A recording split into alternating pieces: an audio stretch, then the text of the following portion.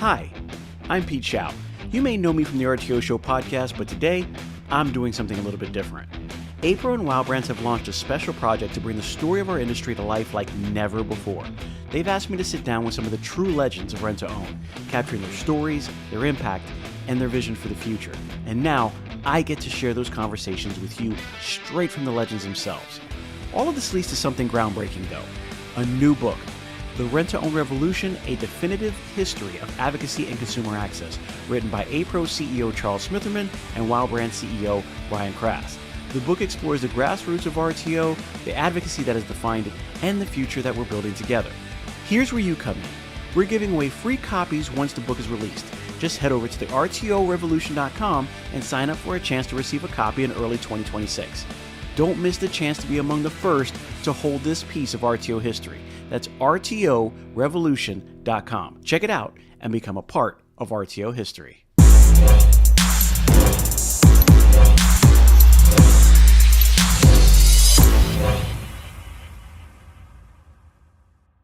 Hey everybody, welcome to the RTO Show podcast. Today, we're going through our Legends series. And thank God, we have a couple of legends this time, not just one. We actually ended up with two.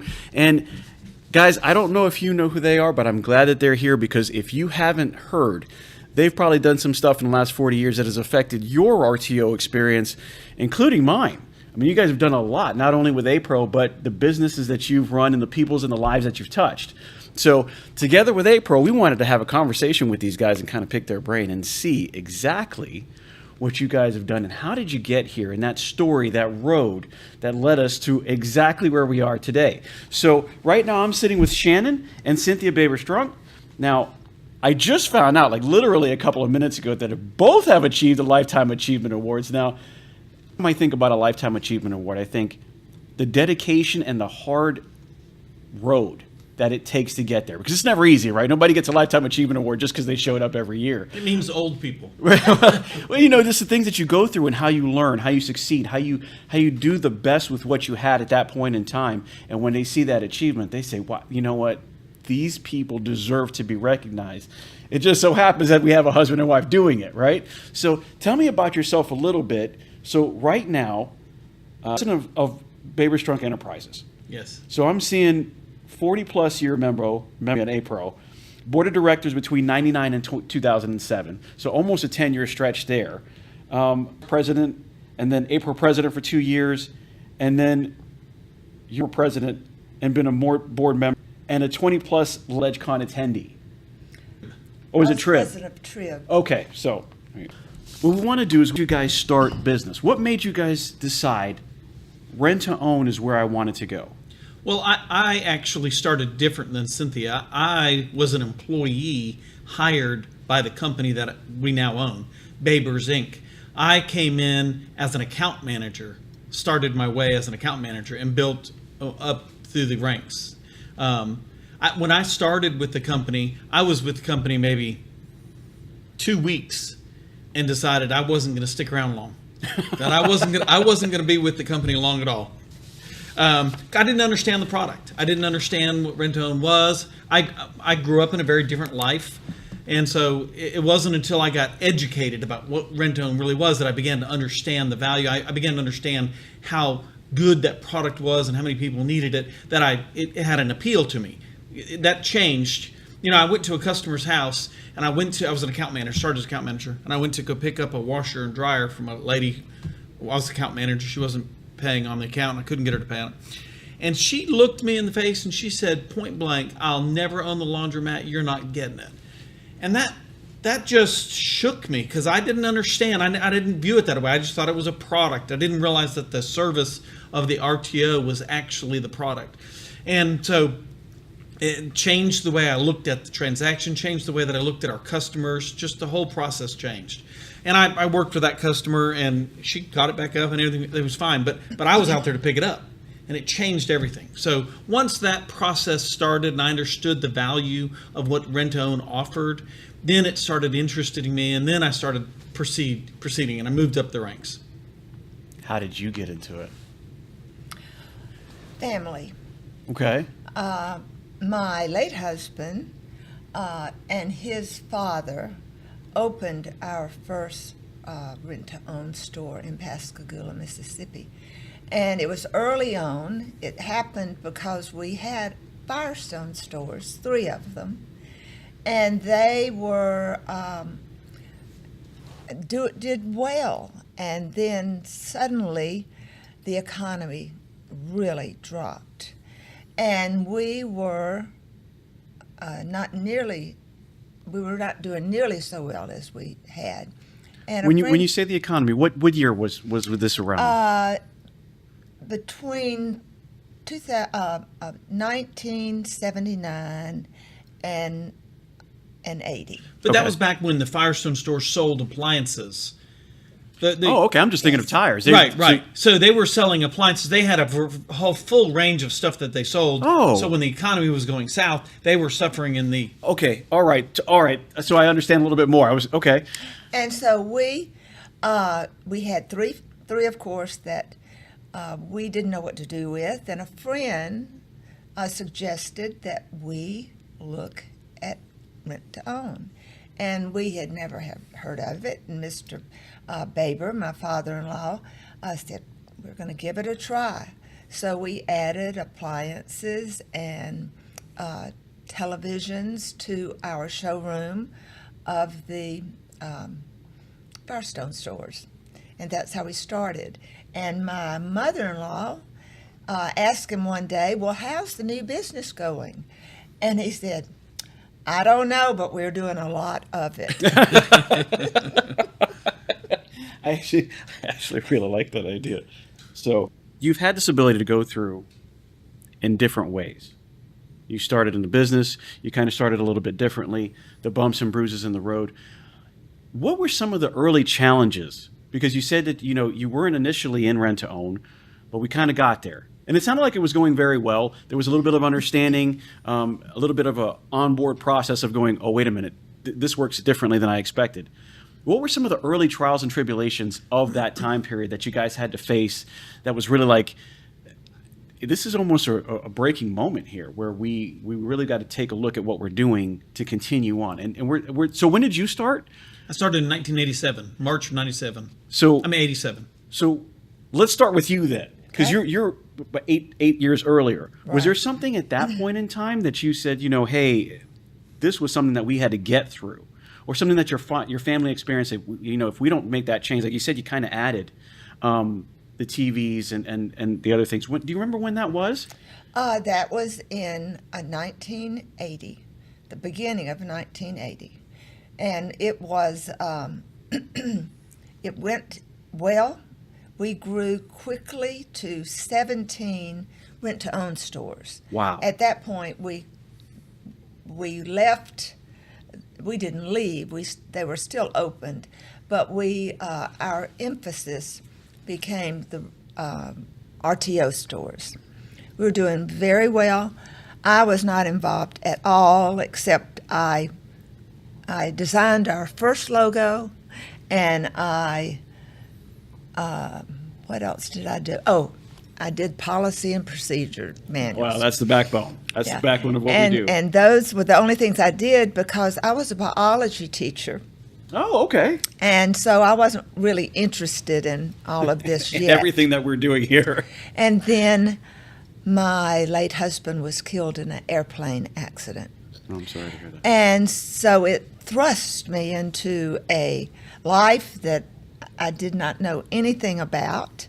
But she met me, so I had been my late husband's assistant, part time, and it was very hard. But my late husband had told me to trust Shannon. Okay. That he was a good man. I don't think he meant marry me, but anyway. There was some foresight, but he wasn't sure what it was. No, and so he did computers well, and so he came back from the area that he was managing to our home office on the Gulf Coast, and we have had a wonderful time together since then in the rent-to-own industry. So, 87, you're coming in, you're kind of learning how we do things, how the customers are, the interactions, how important we might be to people who just really don't understand in life. They're kind of getting through it, and they're like, I need somebody to help me. I don't have credit. I need to get these things taken care of, and I need to make sure that I go someplace will, help me out. I get service, I get delivery, I get all that included. When did you go into the management side of it, where you started really kind of seeing the industry from a different point of view? I was made a manager just 3 months later, and moved up to Tuscaloosa, Alabama. Moved away from the Gulf Coast up to a store. Became a store manager, and then went through the ranks of, we didn't call them district managers, we called them supervisors. Moved up through the ranks in the company. So what were some of the earlier trials and tribulations that you experienced coming into this business? Because there's a time frame, and I think we've kind of done a lot to change it. But earlier on, late 80s, early 90s, there was a moniker kind of over rent-to-own, like, oh, we're kind of taking advantage of a customer that really can't afford to not be taken advantage. They need these products, so of course we go in, and then we supplement with these products. But they have this and they have that. Well, you're paying a little bit more, and there's all these ideas. Well, you have the ability to return it. Well, they're trying to come after us. What were some of the earlier things that you came across? You said, I got to change this mindset of what's going on. Those experiences in early 90s for me really is what caused me to get very active in the industry, because I knew what it was like. I mean, I had customers, and I knew the value that it provided for the customers and the relationships that we built, and I knew what the customers were doing. I mean, so what my personal experience was so different from what I was reading or hearing elsewhere. And so I didn't like that. And so from my perspective, it was an easy transition to get involved because I wanted to tell a different story. And so and this might be a different time frame, but when did you guys get involved with APRO? Because it's not only the legal advocacy, but it's a mouthpiece for rent-to-own to say we're doing the right thing, not only by you but by us, trying to make sure that the regulation stays favorable, making sure that we can take care of you the way we say we're going to take care of you, but not in a credit transaction, because honestly, that is a whole nother ballgame. That's a bag of worms that we're not getting into. We want to make sure that we take care of our customer. When did that advocacy start? Baber started when Baber started APRO when APRO started. So we were one of the early members of APRO. So we've been on as soon as it was available to do. My experience with APRO occurred in, I'll say in 89, started in 87, it was probably 89, when I went to Birmingham to a industry meeting, and Ed Wynn was leading the meeting. It was a legal session, and that's when I really started. First off, I loved Ed Wynn. He was awesome, and I really appreciated the message he was giving in. But at that time, it was a scare message. It was a worry about the industry and whether the industry was going to exist. And so I really got involved. That's what caused me to get involved in the industry, was Ed Wynn. It's funny. This is now our third Legends podcast, aside from the Ken Butler. Everybody mentions Ed Wynn. He is a name that constantly comes up. I love talking to him. He's just no nonsense. He's so full of information. I mean, Ed Wynn's like a walking encyclopedia of rent-to-own legal matters. But everybody mentions Ed Wynn. As a matter of fact, Waylon was just talking about that not that long ago. It was great to kind of catch up with him on that. But what do you think that Baber's did? What do you think that you guys did that made the rent-to-own transaction through Baber's successful? What spin did you guys put on it? That's, this is our claim to the rent-to-own industry. This is why we're successful. This is why our stores have been able to prosper for all these years. We really concentrated on smaller markets where they were underserved. In some cases, they weren't served by anybody providing products that we were, not just rent-own, but sales. We specialized in the smaller markets to take care of the customers. And it was a needed business because it allowed people to get product that they had never been able to get before. They just could not afford it. And with the model that we were using, they could afford it. So let me ask you guys a question from recollection. What was a product that you really weren't sure was going to kind of take off, but you took the chance, you brought it in, and realized this is a next step in where we're going. Cell phones. Really? Cell phones. Okay. I mean, it was a risk. It was a different. It wasn't. It had other services tied to it. So cell phones was probably, in my memory, cell phones was probably the first item that we brought into the business. That it was so new. Cell phones were not something that had been around very long. We started with some actual bag phones. So okay, now we're talking. When did you start that? Around what time frame did you bring those in and realize we've got something here? I don't. It had to be remember the about year. 90. Late 90s? No, it had 92. Oh, something. Early yeah. 90s. Early Yeah, it 90s. had to be 92, 93, 94, Yeah. somewhere. We don't actually remember. We remember the product. That's okay. And we remember the cycles that we went through, changing from bag to reel to little to iPhone. Went through the whole gamut. Now, you were saying that was something that really worked for us. It kind of took off and took us to a whole different direction that we didn't know before.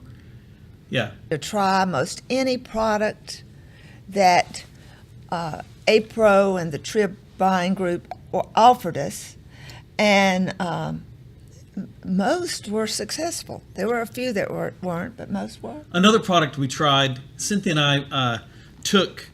She told you we started as a Firestone store, and we still had the Firestone stores operating, but over time we closed them, changed and turned them into Baber stores. We had one Firestone left in the company, and Cynthia and I bought that out of the company and turned it into a rent-to-own tire and wheel company, and called Ride Right.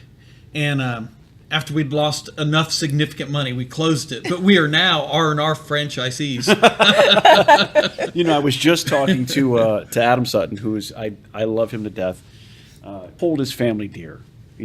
Coming from Tampa, whether it would be Slatton, whether it be Larry, and now Adam, everything that they've done has just been amazing. To watch R&R kind of grow from where it was to where it is now, and how many people have invested in that. How many R&Rs do you have now? 17. You have 17 R&Rs. Yeah, and listen, in 2005, I was the APRO president.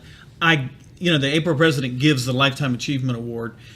That year, it was 2005 or 6, I don't remember which year, I gave Larry Sutton the Lifetime Achievement Award because of what he had done. He had already built a company, and now he's working on his second company. And so, yeah, very much so. So, a little side note, I'm going to go see Adam, right? So I'm at the R&R offices, and I want to go to see Adam. And there's a lot of things that come beforehand. I got to meet the secretary. I've got to meet the office. So I finally get into the office. I'm going to the office, and who do I see there as I walk in? And it's Larry and Adam having a conversation. I was like, man, it was really cool to see. Yeah. And of course, obviously, I was like, Larry, I'm going to see you soon because I got to have a conversation with you on the Legend series, but. Just the things that he's been able to accomplish and do, just like yourselves, it's the things that you kind of look back and go, these are the people that have helped make the industry what it is today. Some of the molds that were broken, some of the ideas that were had, or the longevity, or just saying, you know what, we're not going to give up. And you said, you had to ride right. Didn't go that way. And now you own 17 R&R locations, which I'm guessing through the model that they've had and been able to share with you is doing very well. Oh yeah, we love that business. Yeah, love it. It's actually a great business.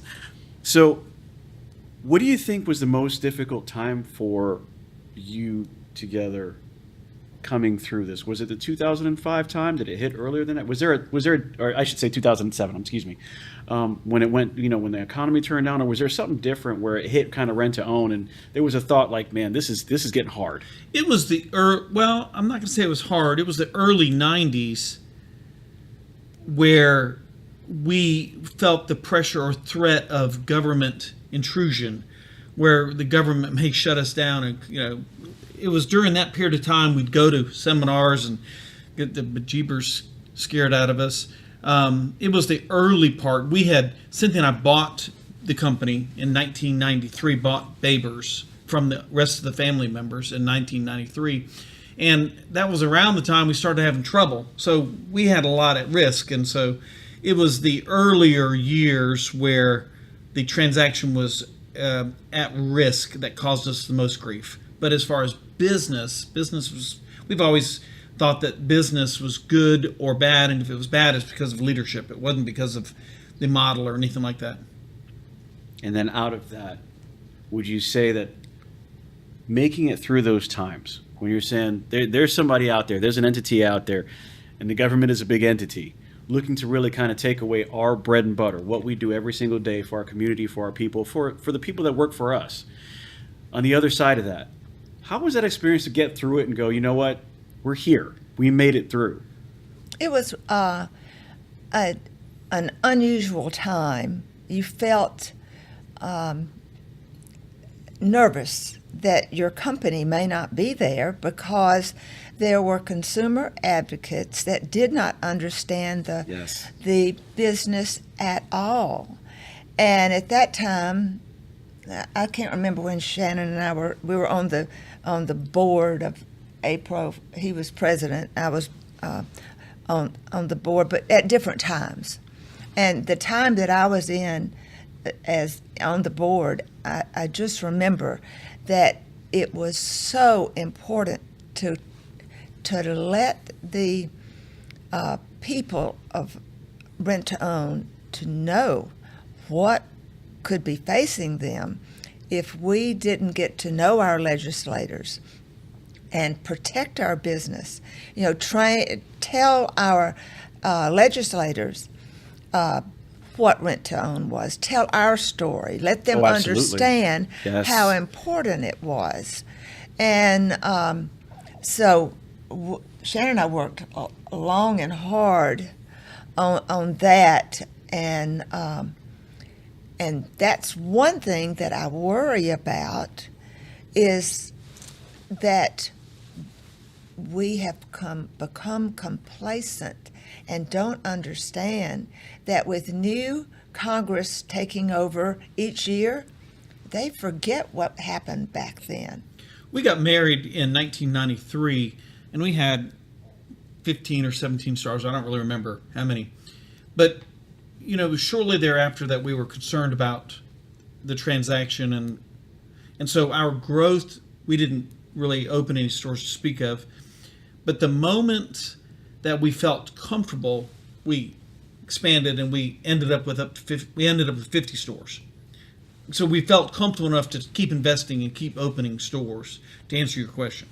So going back to what you were saying, because you were invested so much that you keep on growing and doing this, and you joined APRO at the 40 years or 44 years, whatever it is, but it's been a long time. How many times have you gone to D.C.? I know I remember last time we were at D.C. last year, there was like this count of how many people have gone, so many. I don't know.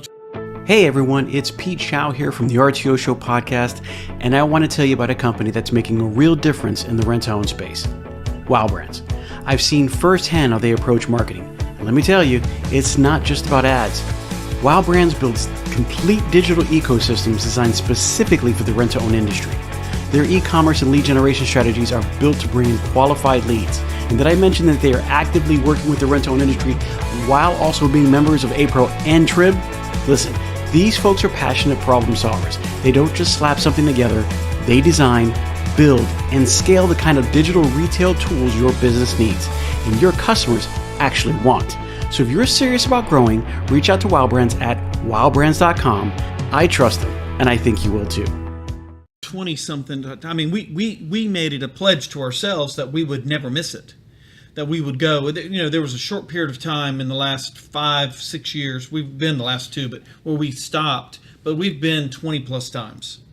Both of us. He's been. So you're talking about the legislative conference, correct? Right? Yeah. And when I was president, we would go. Gosh, I bet we went 15 times that year to DC.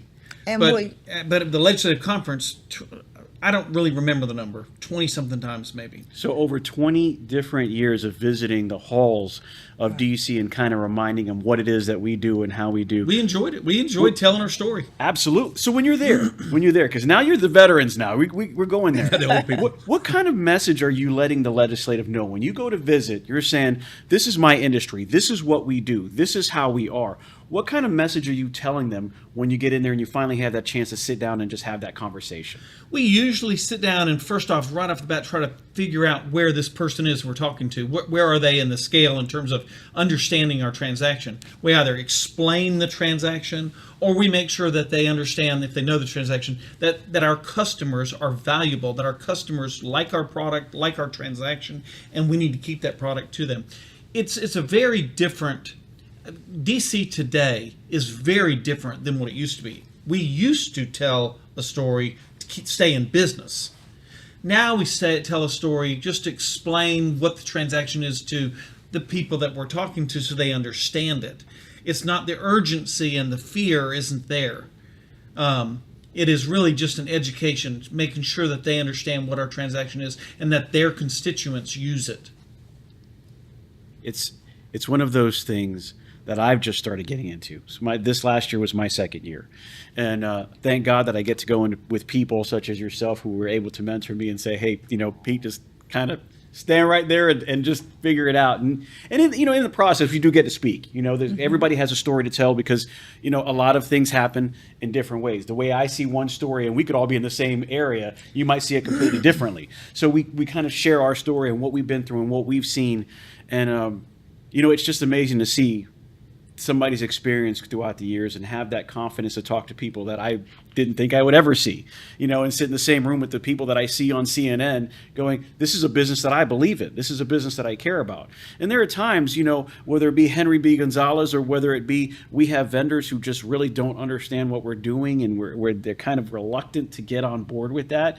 And, trying to break through those barriers. Was there any one of those times where you come across vendors like, I don't understand what you're doing and I'm just going to kind of hold off on it until I know better? I don't think so. I think that they were always they were always trying to willing- sell the they- product, so yes, it they didn't were matter. try- It they didn't were matter trying what to it sell was. the product, but we had vendors that would go to Washington with us and Get educated. and they would visit their legislators. And I always thought that the vendors were a great asset because they were part of the economy, and the legislators are always concerned about the economy, and so it was just a big team working to have people understand our industry, and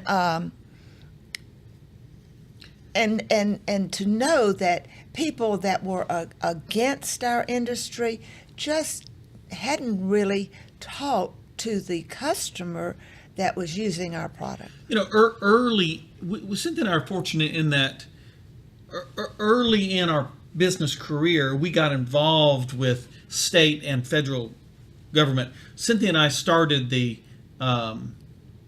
Mississippi Rental Dealer Association, it's now called Alabama Mississippi Rental Dealer Association.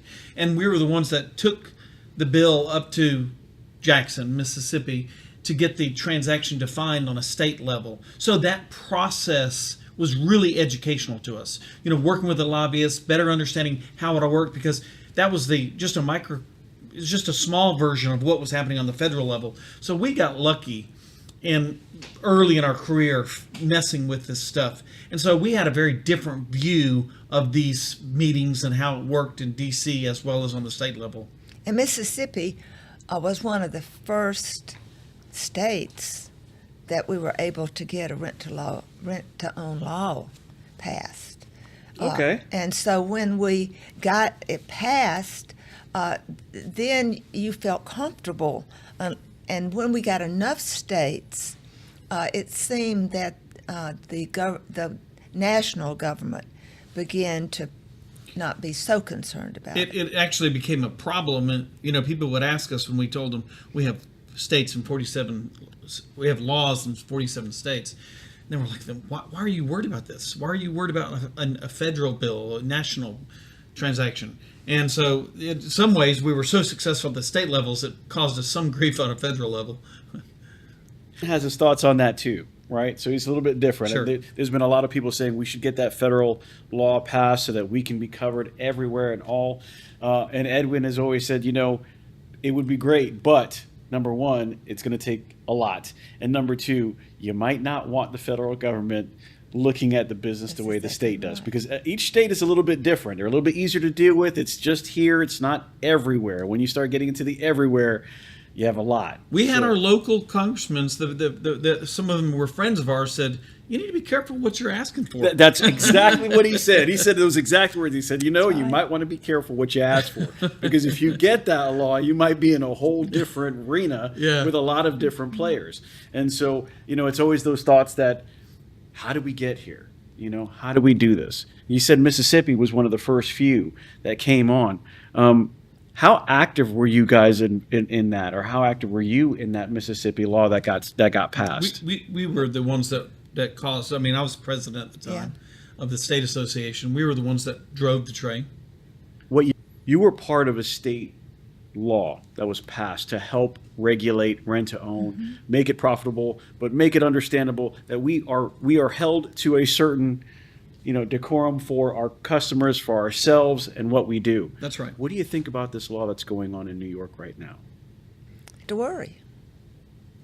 You always have to worry, because if you get several states that start to change their law, make it different, sometimes it can be different in a good way, and other times it can be different in a very bad way. There's always fear that you have unsavory pieces of a legislation that goes through in our industry, that it'll go to other states and it'll start becoming something. I mean, I'm not saying that would happen, but New York's kind of wild out there anyway. But that is the fear to it, is that if it's successful one place, it may be successful else.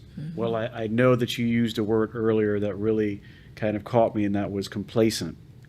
And that's one thing that we just can't afford to do right now. Cannot. Because I agree with you just the same. It only takes one domino, just one, and you'll see the rest change. That's right. And it's one of those situations, like, I definitely understand why they're concerned, because they're concerned about their constituents and want to make the right call.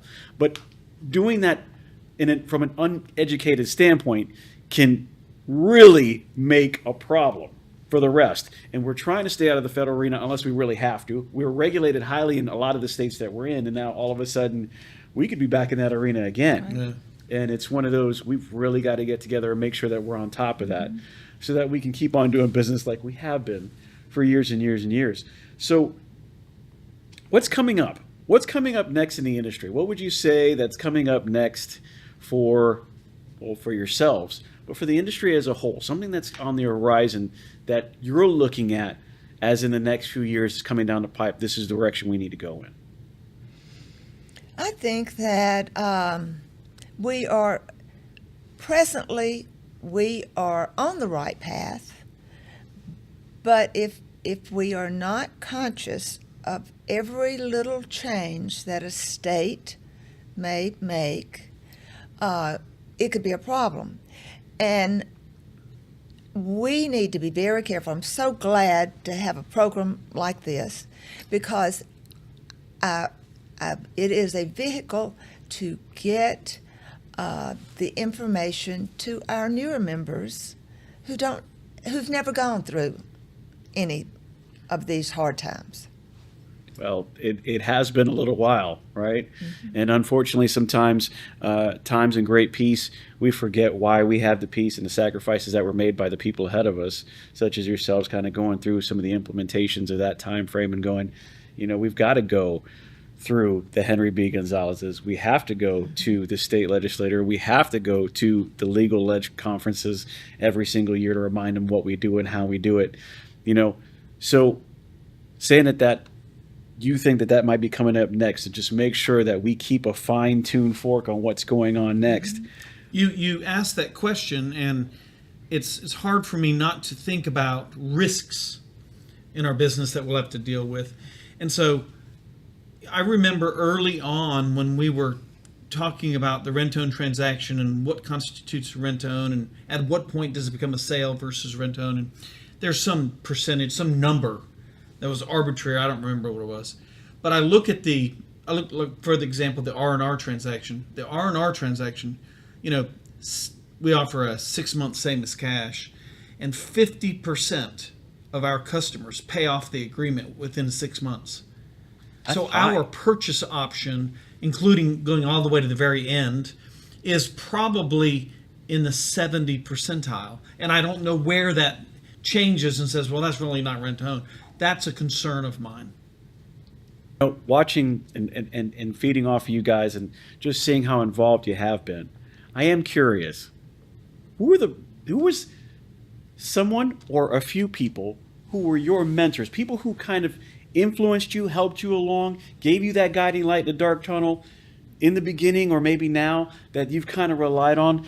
Really more so in the beginning, but who was somebody or a few people that kind of really helped you, be mentors to you and guided you to where you are today? I think both of us will answer this question differently. I don't know her answer. But for me, there's really a couple people that had a significant impact on our business or on me, on the way business operated. And one of them was Daryl Tissett, Mike Tissett's father. And another one is David Blevins. Those two people we would always saddle up with when we'd go to APRO conventions or RTO or legislative conferences and communicate and talk and steal whatever they're willing to offer out of their head. So there were plenty others. I'm sure there are people that I'm forgetting, but those two people have passed and they come to mind. So, Daryl Tissett and David Blevins. Right. Big names. Big names in the RTO world. How about yourself? The same. I was involved with those two. Gary Fairman, he started off. He is a favorite. Yeah, I'm telling you, he pops up. I told what's funny, and I don't mean to interrupt. I apologize. I was talking to Gary the other day, and I said, Gary, I don't think you realize how many people bring your name up in these conversations. That you're just somebody that they lean on, and he seemed so shocked. Not uncommon. It's actually almost. The uncommon part would be not to mention his name. Mm-hmm. He comes up in so many different levels. And, I was really glad to see him take an award. I'm really glad to know that he's really been that influential. But, please carry on. It's just funny you mentioned Gary because he has done so many things for this industry, including helping some of our leadership get to where they are, at least get through certain times where you're like, I need some advice. I need something, Gary. Help me out, That's right. And he just does a great job. He's a wonderful man, and he's a quiet man. So I think that may be one reason he doesn't come out, I'm going to get it done. He just has gotten it done quietly. Listening is a superpower. Yeah. He does it very well. Yeah, he does. I wish I did it better than he does.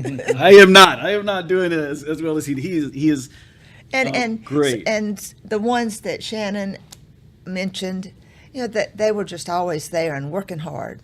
They were always free advice. I mean, they're willing to talk to you about anything. So, going back to early days, we have some of the things we run into and some of the things that we come across, people that have helped us out.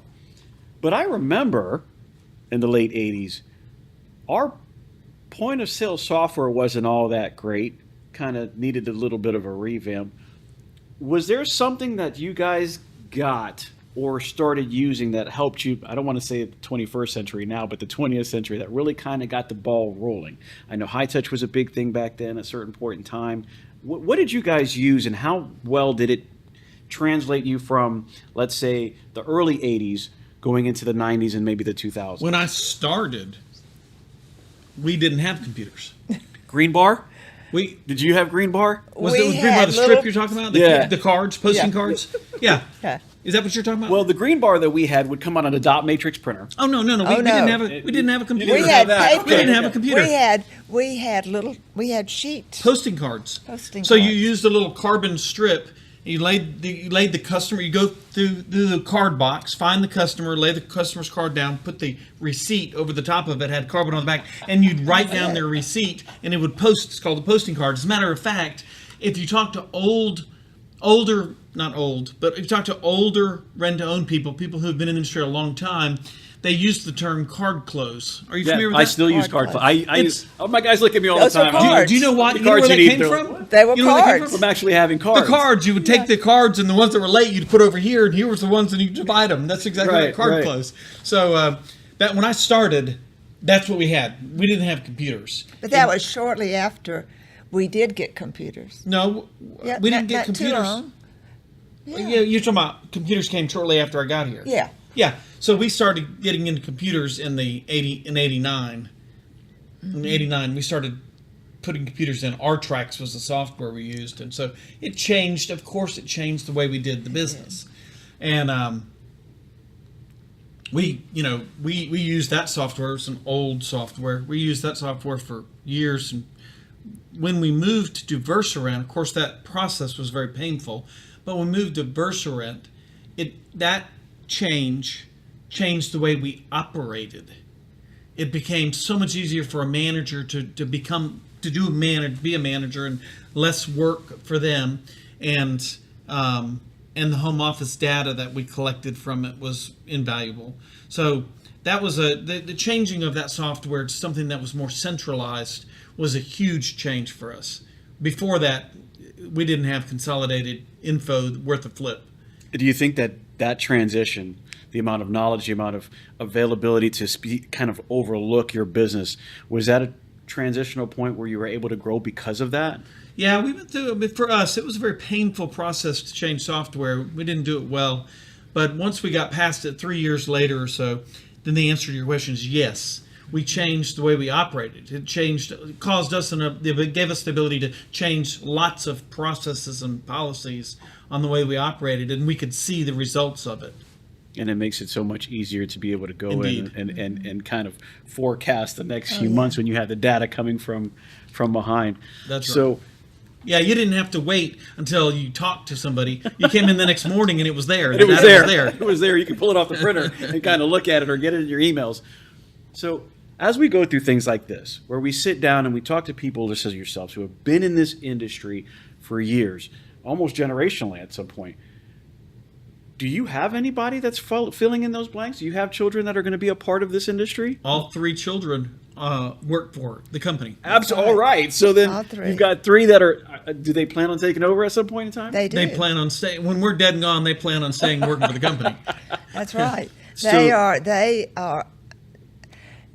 In fact, he was ill not too long ago, and we both had to be at the office for a long time, and we were worried about how they were going to do, and they did beautifully. They showed up. They were there, and they would meet every Friday, have breakfast, and discuss how they were going to get through that. When we hired them, they knew it was a real job and that they had to show up every day and they had to perform, or they wouldn't have a job. There you go. They didn't have a cush job. So what would you say, and I know they're family, so it's kind of like a little bit of a different Sure. thing here, but what would you say to the next management, whether it be family or not, that's coming around the corner and taking up some of the positions that we have? We have a lot of 40-year legends that are kind of get to that point where it's, I need to pass this torch. I might not be out of it altogether, but it's that time where I can pass the torch to somebody else. You know, Gary Fairman, obviously one that we're talking about. Mike Tissett from Darrell, you know, one of the things that we talk about. You know, when you look at these situations, what is something that you would say from yourselves and go, Shannon and Cynthia think that if you know this, or if you follow this, or if you do this, this is the best advice that I think we can give you to give you as much success for the next 20 or 30 or 40 years that you do it? Forecast positively and believe in your people. Believe your people can do what you're forecasting. I mean, when I look at the variances in the businesses and the models, when somebody is conservative and fearful, that business doesn't grow anywhere close to when somebody puts their 2 cents out there and says, we're going to do this, and then they put actions in place to achieve that.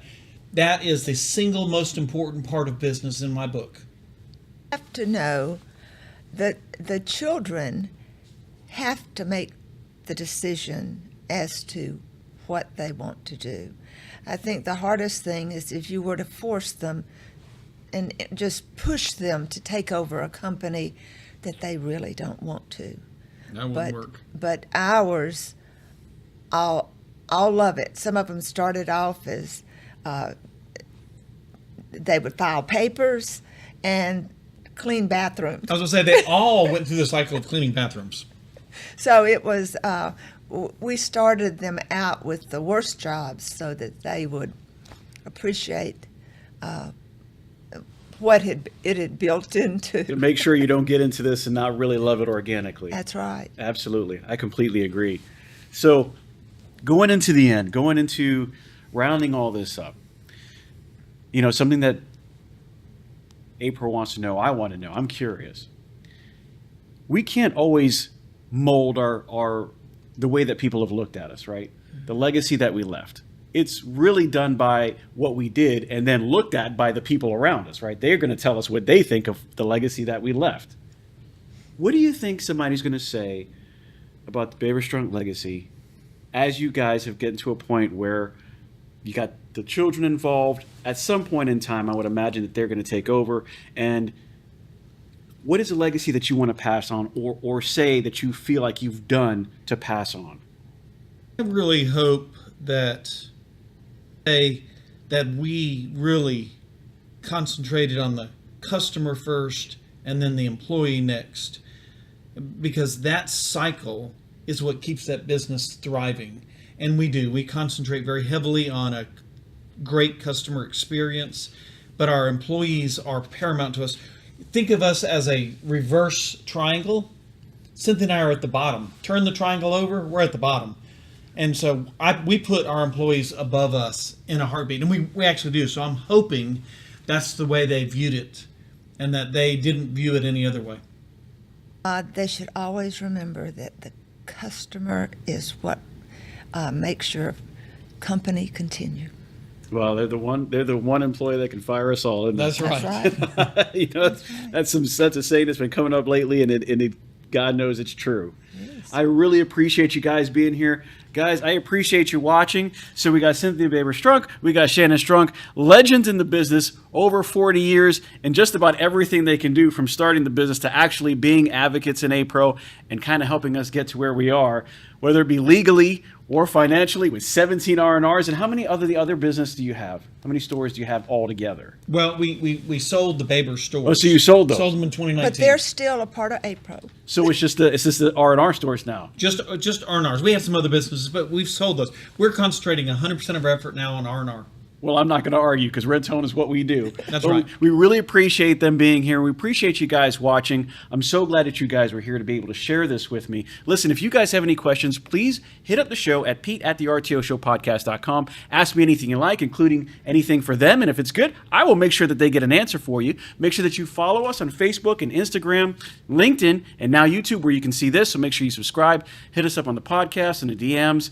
Guys, I'm really appreciate that you've been here. I am so glad that you were able to take part in the Legends series, because you guys together are unique, as in you're married and legends together. Both presidents, both done a great job for this industry. And I will tell you guys, I really appreciate you being here. I really appreciate you being a part of this. And I will tell you guys, as always, make sure you get your collections low to get your sales high. Have a great one.